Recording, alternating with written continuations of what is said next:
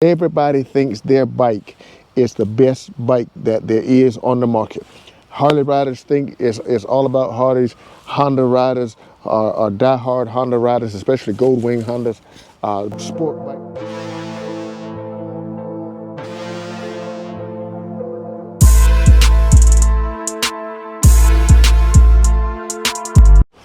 Good evening, YouTube. This your boy Chosen for Twos, just coming at you on the day just to get a couple of things off my chest, off my mind, baby. Glad to see you again. First of all, let me just pause just before I begin talking about anything, because I want to really say thank you.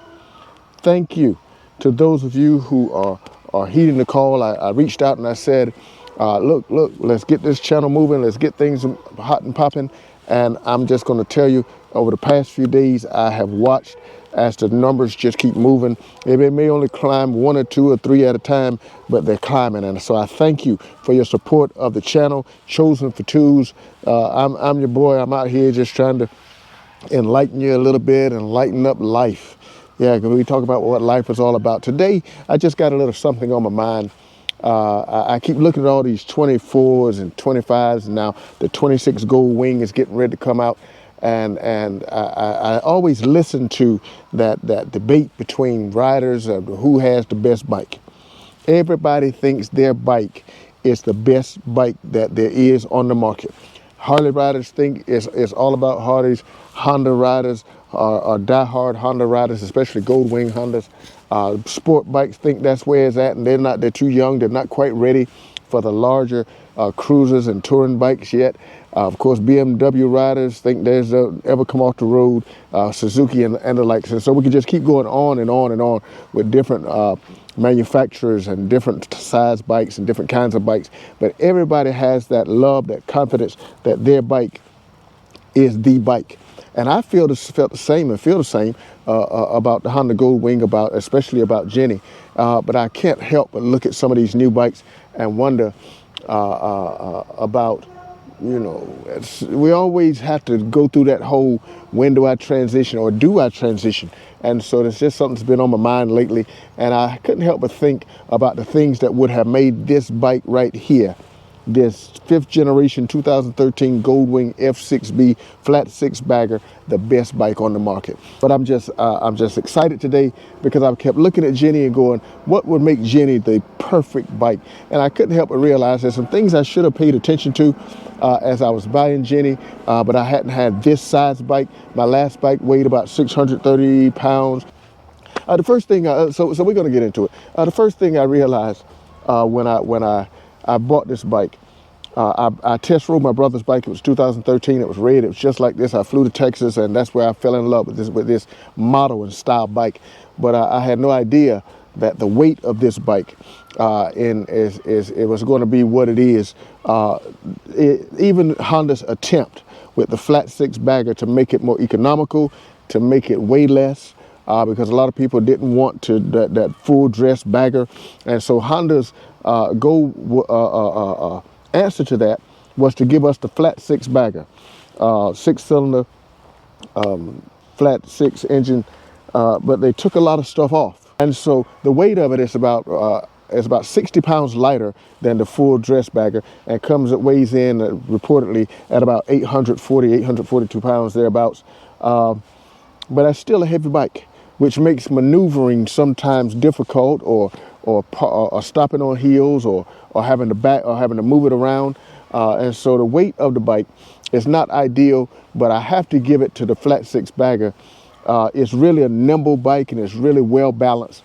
And so even at coming in at about 842 pounds, it's still, I feel, eons beyond what most big bikes are as far as agility and speed and even comfort. And so the weight, I wish I had known more about when I was getting it. But now one of the ways that they cut back to cut that 60 pounds down to 840 pounds for this flat 6-bagger was one of the other things that I wish I had known when I bought this bike, because I thought that all Goldwings had reverse, and the 2013 flat 6-bagger does not. And so what happened was it made it a little more economical, and because it don't have the gears and the components that make up the reverse, it also cut down on some of the weight. But that's one of the other things I wish I had known when buying this bike, because I really have to pay attention to where I park. When you don't have reverse, you really have to pay attention to where you park. Here we were in going back to Robinsonville on 129, and we stopped at a store. My brother and I, we went and rode Tell the Dragon, and come back from Deal's Gap, and we had parked up under a tree. Well, now we're underneath this tree. There's a little bit of sand on the ground, and so I'm having to be very careful with this 800-pound bike as I'm moving it backwards with my with legs. And he has a 24 Goldwing, and I hear the whining of his transmission as he's backing up, and I'm struggling. I'm giving it all I got, but I'm also, although I got to put enough pressure and on the bike and to push it backward on my own strength and volition. I also had to make sure I was conscious that I had sand underneath my feet, because pushing this bike back without a reverse, if you're in sand or gravel, and I know many people have done it just like I have, your foot slips and your bike starts to fall, and your natural reaction is to try to catch it, which also puts you in peril of harming yourself, of injuring yourself. And so we really had to be careful. But if we had reverse on this thing, I wouldn't have that issue. And so that's another thing that I wish I had known when I was purchasing the flat six bagger. Cruise control. The 2013 does not come with cruise. I know I sound like I'm complaining, but I'm really not. I'm just telling you, if you're going to buy a bike, make sure that the things that you want, you go ahead. Now now if you feel confident enough and brazen enough about your purchase to buy it, and able to deal with this and sacrifice the things that but you realize as you get out there that you really would love to have these things. And so I would really love to have cruise control on this bike. Cruise control I find is really good in more than one aspect. It allows you to relax that throttle hand. If you're taking a 1, 2, 3, 4, 5, 10-hour trip, and you have to constantly hold and manipulate the throttle to maintain your speed, it's really tiring.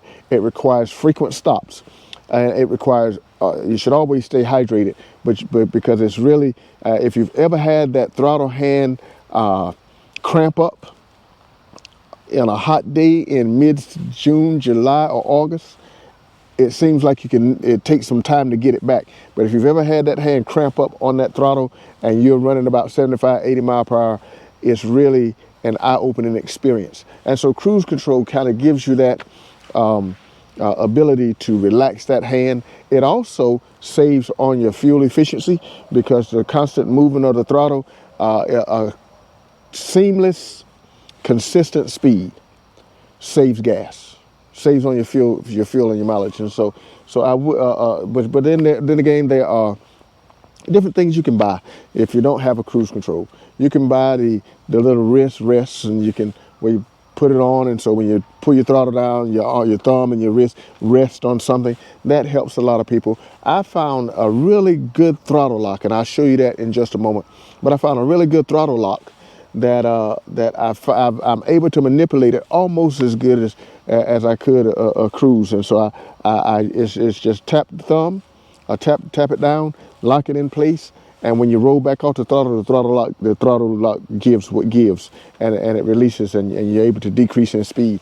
But I set that throttle lock, but throttle locks aren't cruise controls, and so there's some obvious differences.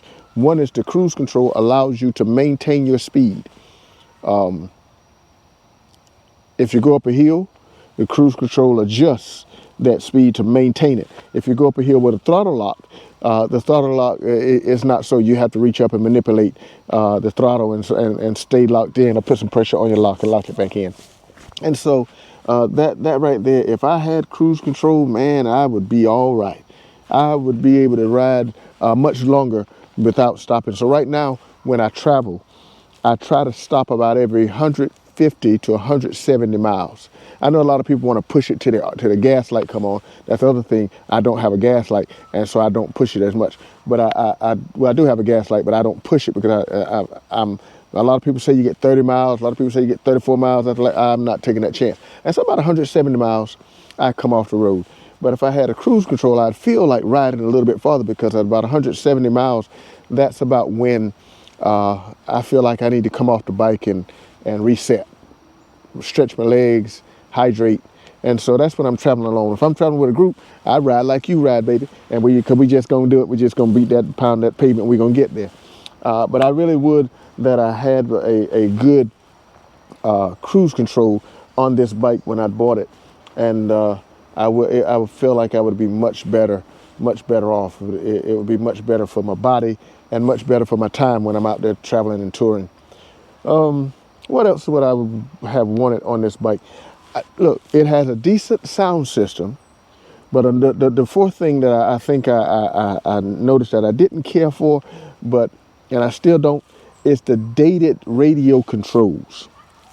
It's it seems as the more they brought the bike farther along, they didn't change the dated radio controls quite fast enough as they were going up through the years. And so right here on the side, you have this panel which is open to the elements, it's secured somewhat, but anything you leave out in the elements, especially if you're riding through storms, if you're riding in rain, if you go to work early and the dew is resting on your bike and there's moisture, anything that's electronic, that's in the air and in the moisture, has the potential of sticking. If it's buttons, and so buttons have a tendency to dry rot and stick, and so but it's just dated. It has two knobs that you turn right here, and it has 12 other buttons, and so I just feel like they could have put more time and effort into making that more conducive and useful. As well as aesthetically pleasing, because to me it's not really that aesthetically pleasing. And so that's one thing I'm dealing with.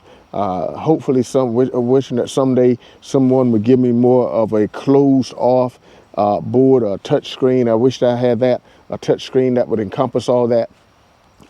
And so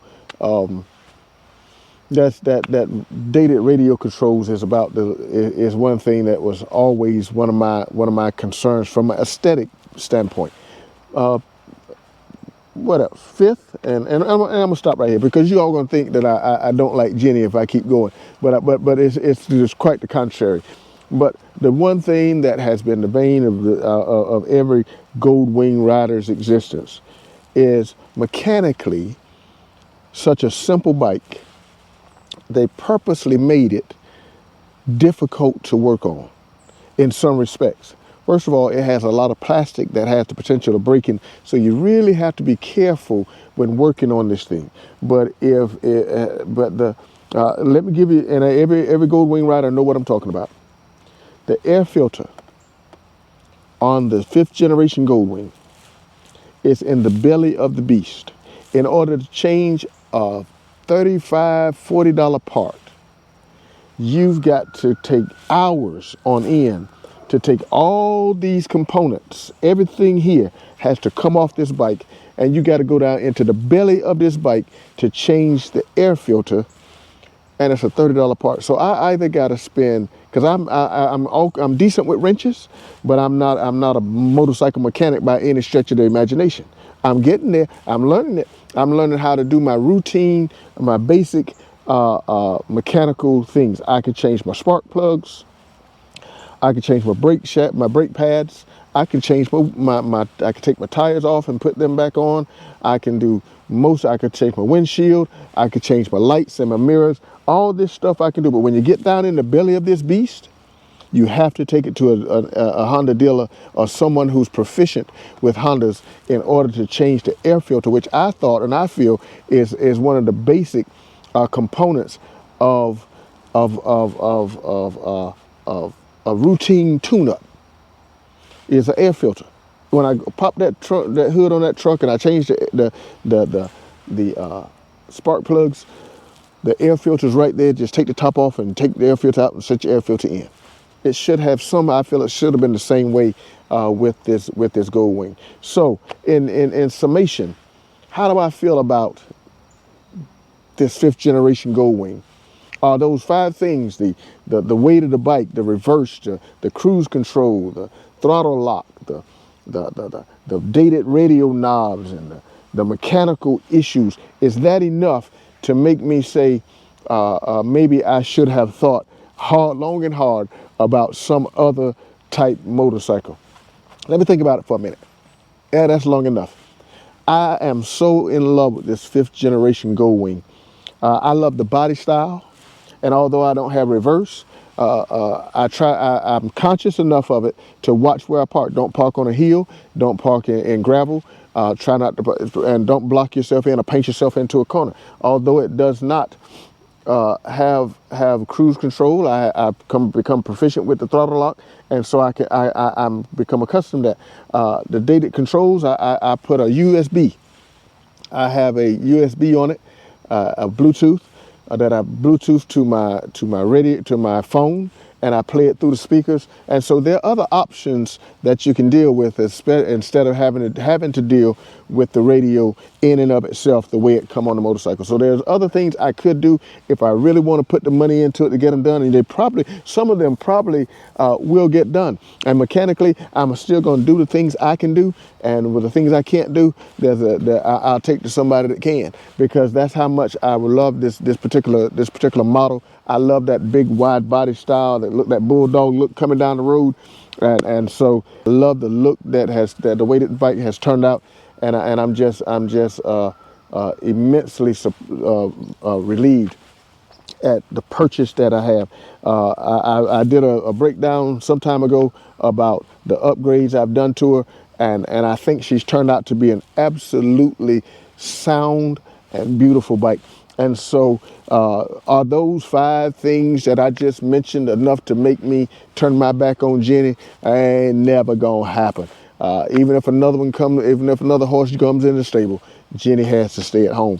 And so I thank you for being with us out here on this grind. Thank you for going with us on this journey. Again, to those of you who will see this video, like it, share it, subscribe to it, comment on it, and hit that notification bell, so every time Ginnie and I put something up there on YouTube, YouTube will notify you and let you know we're here. So YouTube, thank you again. Thank you. I love you so much. I appreciate you and all that you're doing. All that you're doing to support me, support my channel. Just stay with us. We're early in our journey.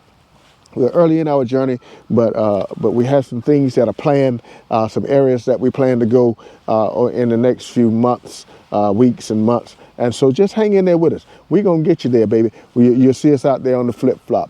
Peace.